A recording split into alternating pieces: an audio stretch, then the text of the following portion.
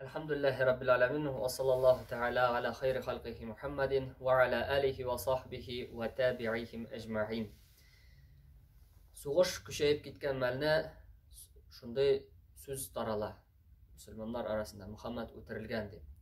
Һәм менә бу сахабаларга шул хәтле тәэсир итә, алар сына язалар. Инде кайсы берсе үзенең тормышларын Пәйгамбәрбез саллаллаһу алейһи ва саллям сез күз алдына китермиләр. Һәм шул сәбәпле мөселманнарның бик күбесен шушы мизгелләрдә инде үтерәләр.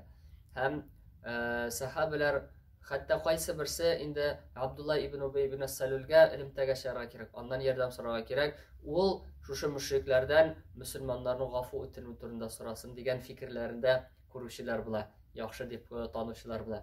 Һәм инде бер Ансари радиллаһу анху инде канга биялып беткән булган үлем хәлендә ятканда ул хәлләрне сорашкач, мөселманнар әйтә, Мөхәммәдне үтергәннәр бит саллаллаһу алейһи ва саллямны дигәч, ул әйтә, үтергәч димәк ул вазифасын тапшырган җиренә җиткерлек итеп дип. Сез ди шул һәр динегез өчен көрәшегез инде ди. Һәм менә шундый сүзләр, аның шундый сүзләре бик нык тәэсир итә башкаларга. Һәм инде аннан соң инде Мөхәммәд саллаллаһу алейһи ва саллям исән икәнлеге билгеле булгач, мөселманнар киридән инде үзләренең сафларына кайта башлыйлар, Пәйгамбәрбез саллаллаһу алейһи ва саллям янына юнәләләр. Аллаһ илчесе саллаллаһу алейһи ва саллям янына иң беренчеләрдән булып Әбу Бәкр, Гомәр кебек, Абу Убайда ибн аль-Жаррах радиллаһу анху кебек сахабалар, галиләр бөтенесе инде Пәйгамбәрбез саллаллаһу алейһи ва саллям янына җыелалар. Һәм инде Аллаһ илчесе саллаллаһу алейһи ва саллям әкренләп кенә ике тау арасында анда инде таргына юл була, шушыннан мөселманнарны тауга таба тарта. Һәм инде Пәйгамбәрбез саллаллаһу алейһи ва саллямны куа бара берни Убай ибн Халиф дигән кеше.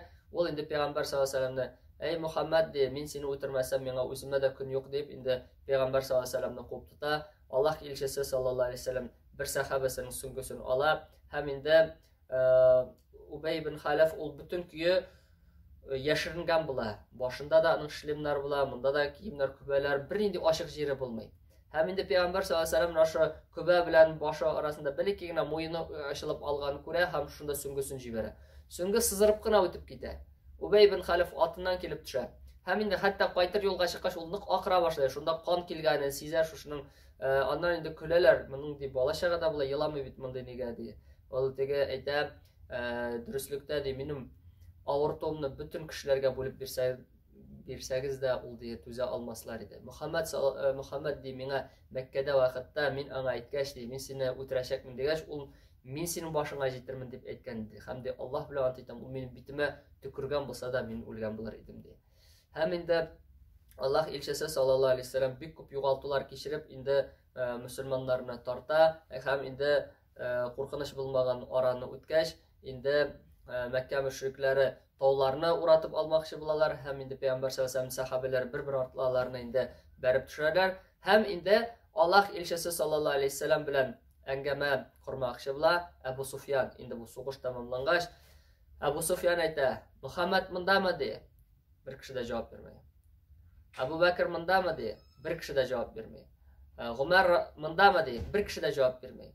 Бу инде кычкырып җибәрә. Димәк ди, алар инде үтерелгән ди. Алар үтерелгәч, шуңа җавап бирмиләр ди. Һәм Пәйгамбәр саллаллаһу алейһи ва саллям әйтә: "Җавап бирегез инде моңа" ди. Һәм инде Гомәр радиллаһу анху әйтә: "Дөреслектә ди, син санаган бүтән кеше дә алар исән һәм сине яхшы ишетәләр ди, эй Аллаһның дошманы" ди. Һәм инде бу вакытта бит инде мөселманнарның мәйетләрен инде мәсхәрә итә башлаган булалар, хатын-кызлар, аларның колакларын, бурыннарын кисеп алган булалар.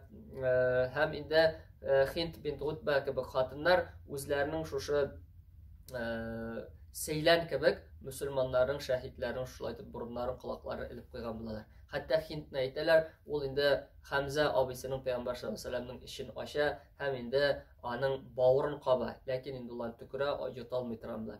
Һәм Әбу Суфьян әйтә: "Мин ди чынлап та ди әйтмәдем ди, андый әмер бирмәдем сезнең теге мәйетләрегезне мәсхәрә итү турында. Ләкин ди мин үкенмим дә моңа ди. Бу сугыш ди инде без ди шулай итеп ни белән бара сугыш ди. Сез җиңдегез, монысы инде сезнең Бәдер өчен булды ди. Без үч алдык ди." Һәм Гомәр радиллаһу анху әйтә: "Юк ди, син алдашасың, эй Аллаһның дошманы ди. Безнең ди үлүчеләребез белән сезнең үлүчеләрегез дөрес түгел ди. Безнекеләр алар җәннәттә, сезнекеләр алар җәһәннәмдә ди. Һәм инде шушыннан соң киләсе елга Бәдрдә тагыдан очрашырга дип инде сүз куешып паралышалар. Пәйгамбәр саллаллаһу алейһи ва саллям Гали радиллаһу анхуны җибәрә, күзәтер өчен кара ди. Әгәр дә алар атларына утырсалар, алар ди Мәдинәгә юнәләчәкләр ди.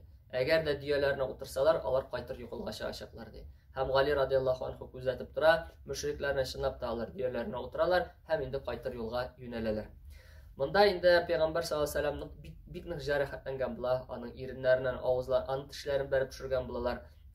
Инде шушы башына кигән сак киеменең дә инде буҗралары, без әйттек бит, яңакларына тишеп кергән була. Һәм Әбу Бәкр радиллаһу анху аны кулы белән алмакчы булгач, Әбу Губайда ибн аль-Җаррах килә, калдыр миңа, эй Әбу Бәкр ди, Әс-Сиддиқ. Һәм үзенең Пәйгамбәр саллаллаһу алейһи ва саллямга кул белән тотса авыртыр дип, ул үзенең иреннәре белән, тешләре белән кайырып ала. Һәм шушы кайырып чыгарганда алгы бер төше килеп төшә. Шуннан соң инде икенче ягын тартып алмакчы була, тагын Пәйгамбәр саллаллаһу алейһи ва саллямга авыртмасын өчен инде ул тагын иреннәре белән каба, шунда чыгарганда тагын бер тешен югалта. Монда бу инде Пәйгамбәр саллаллаһу алейһи ва саллямга карата булган мәхәббәтне күрсәтә. Аллаһ илчесе саллаллаһу алейһи ва саллям бик нык җәрәхәтләнгән була. Монда әйтергә кирәк, шулай Габдуррахман ибн Гауф радиллаһу анху бик нык җәрәхәтләнә дип әйтәләр. Аның да алдагы тешләрен куялар, аягын җәрәхәтлиләр, шул сәбәпле ул гомеренең ахырына хәтле аксак шатан булып кала. Монда Пәйгамбәр саллаллаһу алейһи ва саллямның иң сөйекле сахабаларының берсе булган Мус'аб ибн Гумайр заманында беренче дәгъватчы булып Мәдинә шәһәренә килгән, кешеләргә динне җиткергән кеше үтерелә. Аны бит инде Пәйгамбәр саллаллаһу алейһи ва саллям белән охшаш була. Аны үтергәч ул байрак тоткан була. Аны үтергәч инде Мөхәммәд үлде дигән сүз таралган була. Менә бу инде Мус'аб радиллаһу анху үтерелә. Ханзала дигән кешеләр, булар арасында була Бәну Ашхал кавымыннан беренче ислам динен, шушы көнне генә ислам динен кабул иткән кеше үтерелә.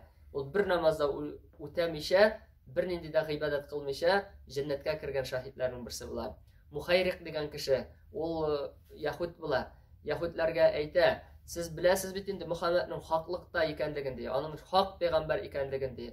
Безнең ди килешү буенча, килешү нигезендә без аңа ярдәм итәргә тиешбез ди. Мөшрикләр, яһудилар әйткән була, юк бүген бит шимбә ди. Юк сезнең өчен шимбәгез ди. Һәм үзе берүзе бөтен яһудлардан барып Пәйгамбәр саллаллаһу алейһи ва саллямга булышкан була һәм инде ул анда шәһид итеп китә. Үлер алдыннан ул инде бөтен малын Пәйгамбәр саллаллаһу алейһи ва саллямга мирас итеп калдырган була. Һәм инде Пәйгамбәр саллаллаһу алейһи ва саллямның башка сахабалары, мисал өчен Гамр ибн Җамух радиллаһу анху, Хузайфа радиллаһу анхуның әтисе үтерелгән була. Һәм башка сахабалар үтерелә һәм гомумән караганда 70ләп сахаба үтерелгән була. 22ләп мөшрик. Һәм инде Пәйгамбәрбез саллаллаһу алейһи ва саллям шушы никадәр кыен булуына карамастан, монда инде сахабалар әйтәләр, иң ныгы ди Пәйгамбәр саллаллаһу алейһи ва саллям бөтен сахабаларны югалткач та иң ныгы абыйсы Хамзаны югалткач нык борчылды ди. Һәм инде Аллаһ илчесе саллаллаһу алейһи ва саллям нашраларга, шәһидләргә җиназа намазларын укый. Һәм Габдуррахман ибн Гауф әйтә, Мус'аб ибн Гумайр ди, миңа караганда яхшырак кеше иде ди. Һәм ул үтерелгәч, без аңа ди кәфенләргә чүпрәк таба алмадык ди. Бер чүпрәк кисәге белән ди, аның башын капласаң, аягы ачылыр иде ди. Аягын капласаң, башы ачылыр иде ди. Хәмзә белән дә нәкъ шулай була. Һәм инде Пәйгамбәр саллаллаһу алейһи ва саллям аларның башларын каплап, аягына инде тростник салырга куша, шушының белән камыш кебек әйберләр белән каплап, шушылай итеп күмергә әмер итә Пәйгамбәрбез саллаллаһу алейһи ва саллям. Бу мөселманнарга килгән зур бер сынау иде. Һәм Мәккә мөшрикләре дә инде кайтып китәләр. Монда аларны җиңде дип әйтеп булмый, чөнки ул вакытта кагыйдәләр буенча сугыш кырында берничә көн кала торган булалар мөселманнар.